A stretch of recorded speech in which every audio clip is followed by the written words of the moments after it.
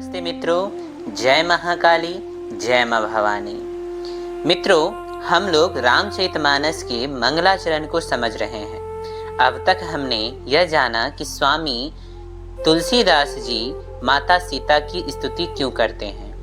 आज हम उस श्लोक के बारे में जानेंगे जिस श्लोक से माता भगवती आदि शक्ति सीता जी की स्तुति स्वामी जी करते हैं।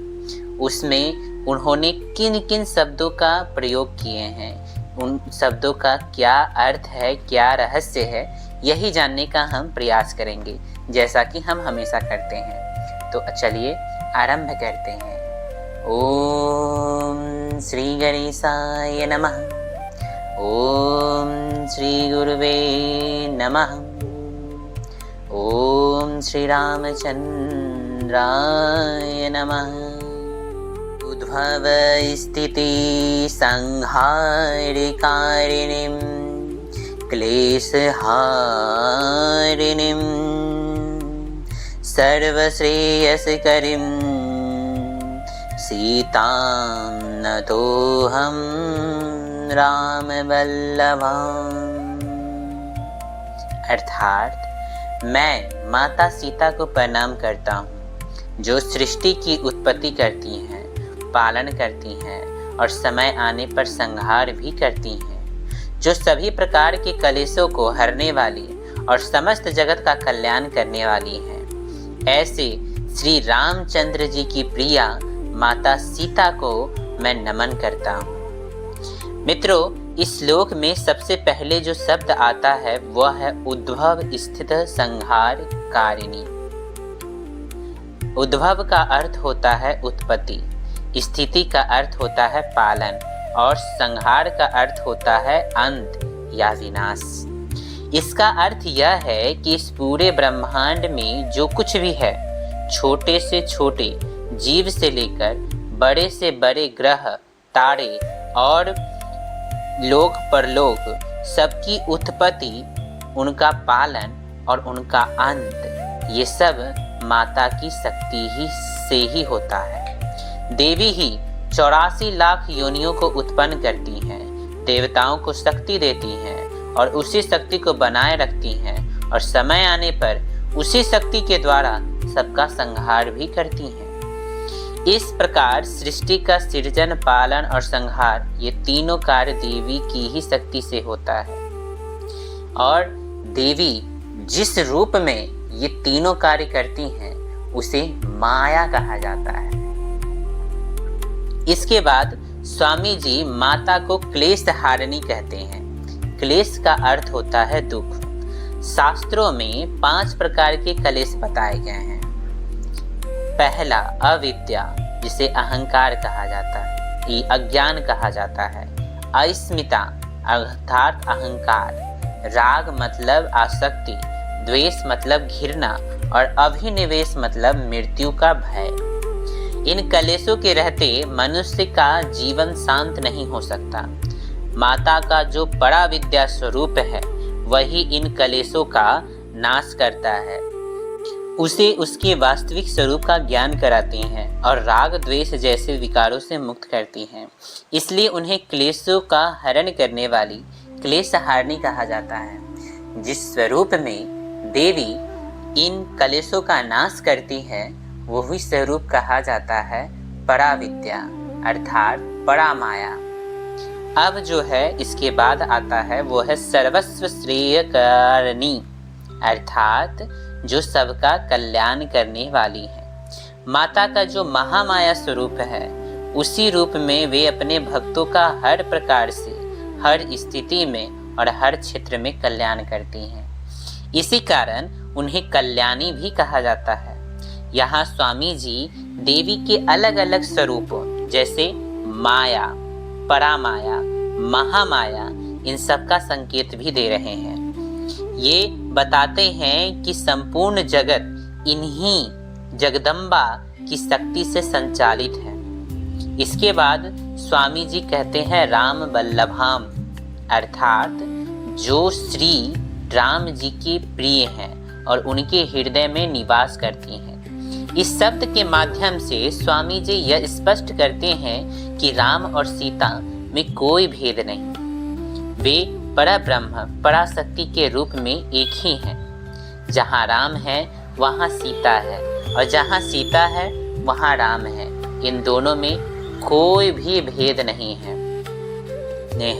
जिस तरह राम नाम तारक मंत्र है, उसी तरीके से सीता नाम भी तारक मंत्र है।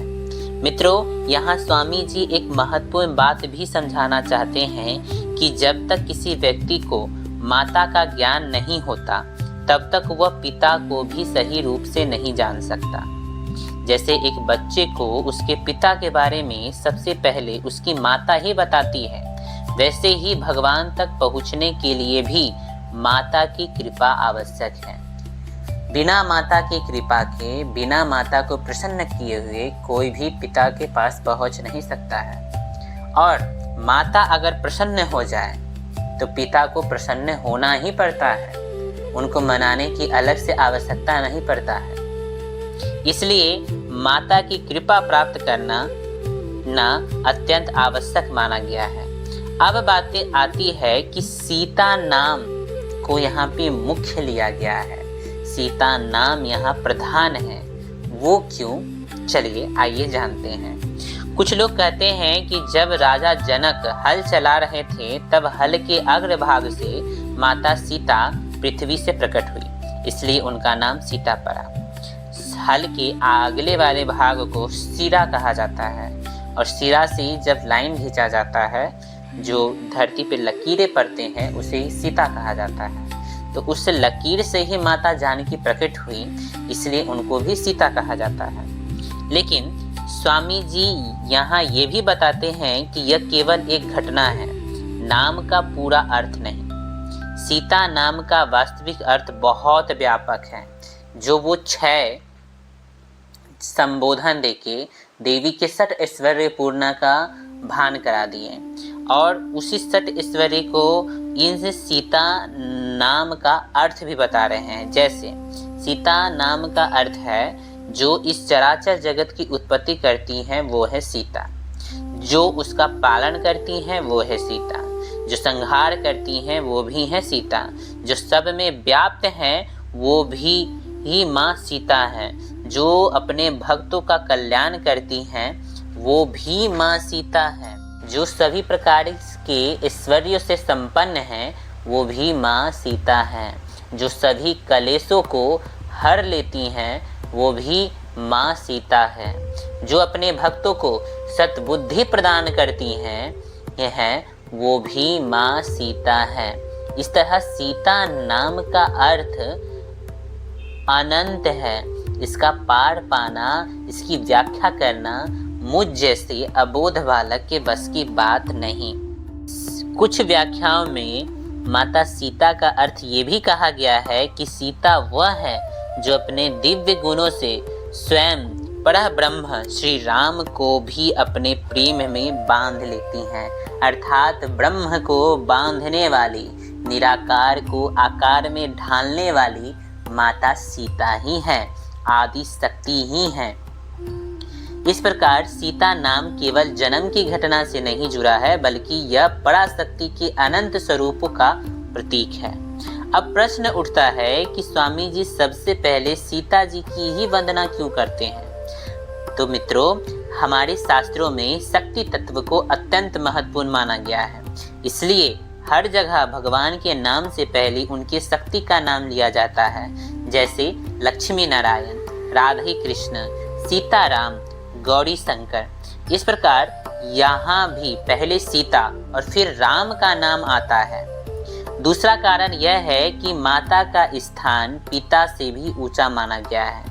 माता ही जीवन देती हैं, पालन करती हैं और मार्ग दिखाती हैं। इसलिए स्वामी जी पहले माता सीता की वंदना करके अपने मातृ भक्ति का परिचय देते हैं, और ये भी बताते हैं कि बिना माता की कृपा के भगवान तक पहुँचना, अपने पिता के पास पहुँचना संभव नहीं। अतः इस श्लोक की साधना का भी एक सरल उपाय बताता हूँ, ध्यान से सुनिए। यदि कोई व्यक्ति अपनी इच्छा शक्ति, ज्ञान शक्ति और क्रिया शक्ति को बढ़ाना चाहता है, अर्थात अपनी शक्ति बढ़ाना चाहता है तो वो इस मंत्र का जप कर सकता है। नित्य एक माला 108 दिन तक माता सीता के आदि शक्ति स्वरूप का ध्यान करते हुए इस श्लोक का जप करने से जीवन में सकारात्मक परिवर्तन आता है, मन शांत होता है और कार्यों में सफलता मिलता है और सबसे ज़्यादा तो शरीर में अनंत शक्तियों का, अनंत दिव्य ऊर्जा का प्रवाह होता है। मित्रों, इस प्रकार यह श्लोक केवल स्तुति नहीं बल्कि इसमें देवी के स्वरूप, शक्ति और पूरे सृष्टि के रहस्य को बहुत सुंदर तरीके से समाहित किया गया है। आज के लिए इतना ही।